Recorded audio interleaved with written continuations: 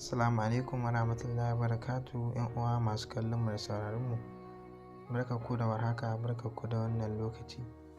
Barkanmu da sake saduwa da ku a wannan tashar tamu mai albarka, tashar Giyawa TV, tashar da ke ƙoƙari a kodayaushe domin ganin ta kawo ma masu bibiyar ta abubuwan da za su faɗakar, su ilmantar har ma tare da ba da nishaɗi. Barkanmu da sake saduwa da ku a cikin cigaban shirin bidiyon namu da muka fara ɗora muku mai taken abubuwa 4 da za ka yi domin mace ta baka zuciyarta da kanta. Wannan shine cigaban shirin inda za mu kuma zayyano waɗansu abubuwa guda 4 a cikin wannan bidiyon da za ku yi domin mace ta baku zuciyarta da kanta. 'Yan uwa masu sauraro, ku biyo mu kai tsaye a cikin wannan bidiyon namu domin zayyana muku abubuwa 4 da za ku yi amfani da su domin mace ta baku zuciyarta da kanta. Sai dai muna neman alfarmar mai sauraron wannan bidiyo da idan wannan ne zuwanka karo na farko a wannan YouTube channel tamu mai albarka ta Giyawa TV, ka yi mana subscribe don Allah domin samun ire-iren waɗannan shirarruwan namu da zarar mun ɗora su. A cikin bidiyon namu da ya gabata, mun zayyano muku abubuwa guda 4 da muka yi alƙawantar muku a farkon bidiyon.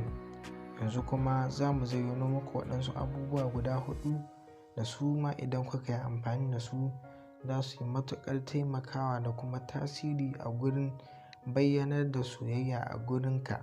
Matsayinka na ɗa namiji, mace ta zo ta bayyanar da soyayyarta a gare ka, lokacin za ka yi mamaki sosai. Amma kuma ba abin mamaki ba ne idan ka yi la'akari da waɗannan abubuwan 4 da za mu ƙara zayyanowa na cikin wannan bidiyon namu. Domin aikata su ba wani wahala ne ke da shi ba, kuma idan ka aikata daga baya za ka sha mamakin cewa ta ya aka yi hakan ta faru. Amma kuma abin yana da sauƙi sosai, kawai ka ci gaba da sauraron mu a wannan bidiyon namu. A wannan karon bidiyon namu, abu na farko da ya fara zayyanawa shine kyautatawa 'yan uwan macen da kake da ra'ayi da ita.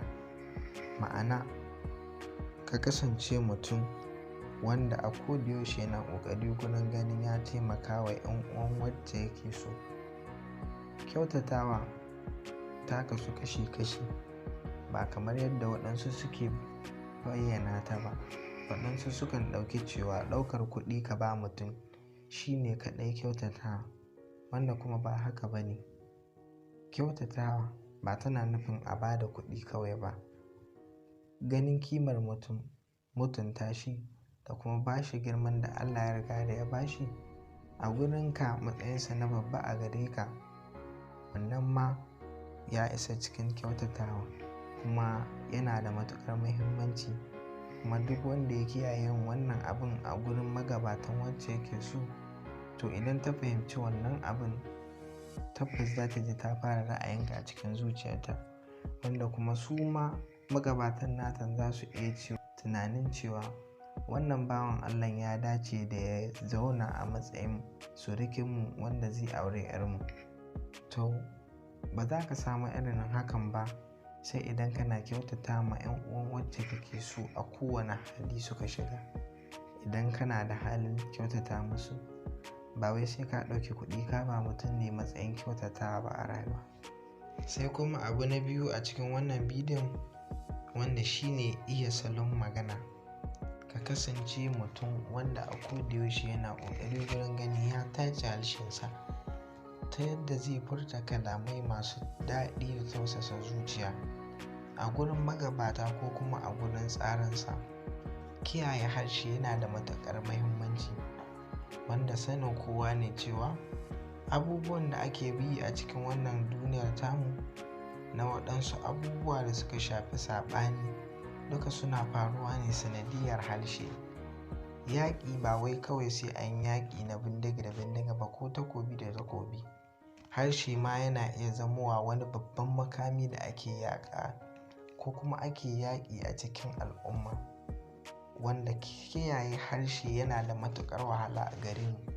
Amma idan ka kasance mai iya sarrafa harshensa wurin yin magana da tsarinka ko kuma wanda ya gabace ka, da salo irin na magana mai muhimmanci da matuƙar tasiri a rayuwa, shi ma zai iya sa mace ta ji ta yi ra'ayin ta kasance a kusa da kai.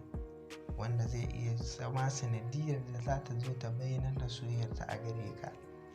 Sai kuma abu na gaba wanda shi ne kasancewa mutum mai yawan fara'a. Ka kasance kana mai matuƙar nuna fara'a a duk lokacin da kake magana da ita. Idan kuka haɗa ido, ka samu wani ɗan sakan biyu ka sakar mata wani irin murmushi wanda za ta iya kasa bayyanar da ma'anar wannan murmushin. Tunaninta zai kau ta yadda ba za ta iya misalta menene ma'anar wannan murmushin da ka yi mata ba.